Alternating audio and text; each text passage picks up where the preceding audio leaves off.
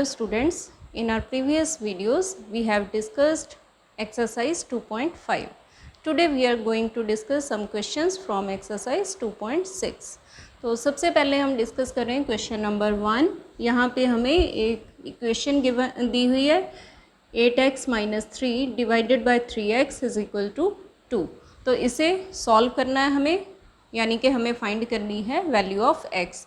तो 2.6 में जो क्वेश्चंस गिवन है उसमें ज़्यादातर क्या है, आपको राइट हैंड साइड पे कोई फ्रैक्शनल टर्म दी होगी या फिर इसी तरह से आपको इधर भी x in terms of x कोई रैशनल पॉलिनोमियल गिवन होगा। हाँ जी, तो हम सबसे पहले क्या करेंगे, जो राइट हैंड साइड है अगर वो पहले से ही रैशनल नंबर है then it is okay. Otherwise अगर हमारे पास वो इंटीजर है तो उसे हम एज अ रैशनल नंबर लिख सकते हैं, यानी कि p/q की फॉर्म में लिख सकते हैं by writing its denominator as 1। तो हम 2 को क्या लिख लेंगे, 2 डिवाइडेड बाय 1। तो इसके बाद हमें क्या करना है, क्रॉस मल्टीप्लिकेशन का मेथड हम यूज़ करेंगे। तो आपने क्या करना है, यहाँ पे क्रॉस लगाना है, ऐसे एरो बना देने हैं। इसका क्या मतलब है कि इस इक्वेशन को सॉल्व करने के लिए हम क्या करेंगे, 1 को मल्टीप्लाई कर देंगे विद 8x - 3 और 2 को मल्टीप्लाई कर देंगे विद 3x। ठीक है, इसे इसीलिए क्रॉस मल्टीप्लिकेशन कहते हैं क्योंकि हम ऐसे क्रॉस लगा के मतलब मल्टीप्लाई करते हैं। तो ये क्या बन जाएगा हमारा, 1 × 8x - 3 is equal to 2 × 3x। ठीक है, लेफ्ट हैंड साइड के न्यूमरेटर को आपने राइट हैंड साइड के डिनोमिनेटर से मल्टीप्लाई करना है और राइट हैंड साइड के न्यूमरेटर को लेफ्ट हैंड साइड के डिनोमिनेटर से मल्टीप्लाई करना है। ठीक है, उसके बाद हमें पता है मेथड। तो आप क्या करोगे, पहले ये वाली ब्रैकेट 1 को अंदर मल्टीप्लाई करोगे तो एज इट इज़ हमें क्या मिल जाएगा, 8x - 3 and on the right hand side 2 × 3x is 6x and इसके बाद हम 6x को शिफ्ट कर लेंगे on the left hand side.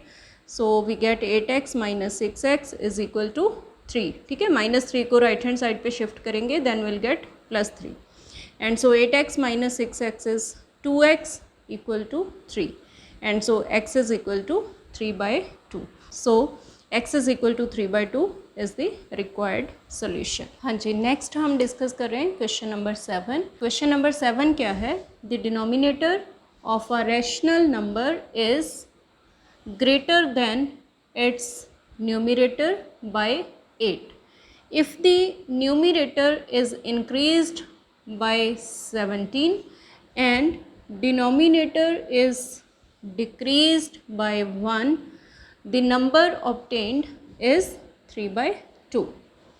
find the rational number।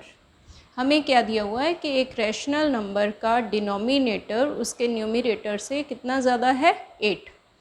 और फिर वो क्या कह रहे हैं कि अगर न्यूमरेटर में हम 17 ऐड कर दें एंड डिनोमिनेटर में से 1 सब्ट्रैक्ट कर दें तो जो नया नंबर हमें मिलेगा that is 3/2। We have to find original rational number. तो हम क्या करेंगे, सबसे पहले हम सपोज कर लेंगे let numerator of rational number is x, then denominator of rational number क्या होगा, हमें क्या गिवन है, denominator is greater than numerator by 8। So अगर न्यूमरेटर x है तो डिनोमिनेटर कितना होगा फिर x + 8 and according to given condition. Given condition क्या है कि अगर न्यूमरेटर में 17 ऐड कर दें तो न्यूमरेटर क्या बन जाएगा, x + 17 एंड डिनोमिनेटर में से 1 सब्ट्रैक्ट कर दें तो हमें नंबर क्या मिलेगा, 3/2। तो ये हमारी बन गई रिक्वायर्ड कंडीशन। ठीक है, बाय गिवन कंडीशन हमारे पास ये रिज़ल्ट है। अब इसे आप थोड़ा सिंप्लीफाई कर सकते हो, x + 17 डिवाइडेड बाय डिनोमिनेटर 8 - 1 क्या हो जाएगा, 7। So denominator becomes x + 7 equal to 3/2। So now इसे आपको पता है कैसे सॉल्व करना है। अभी मैंने आपको क्या बताया कि इसे हम सिंप्लीफाई करेंगे यूजिंग क्रॉस मल्टीप्लिकेशन। ठीक है, तो 2 को हम मल्टीप्लाई कर देंगे विद x + 17 एंड 3 को मल्टीप्लाई कर देंगे विद x + 7। तो हमारी इक्वेशन क्या बन जाएगी, 2 × x + 17 is equal to 3 × x + 7।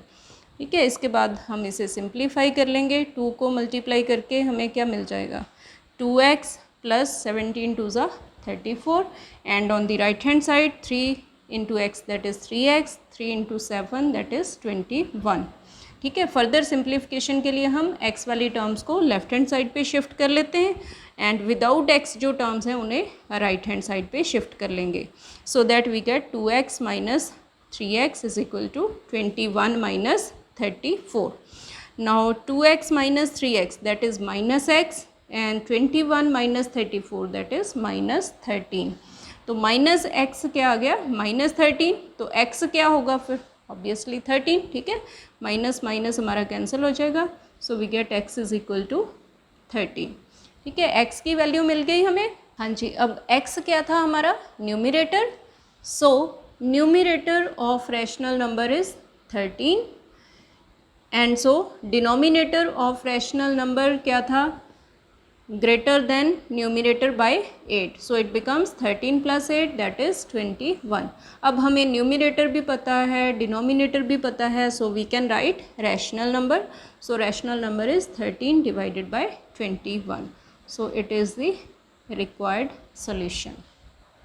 So I hope you must have understood these questions. So thanks for watching.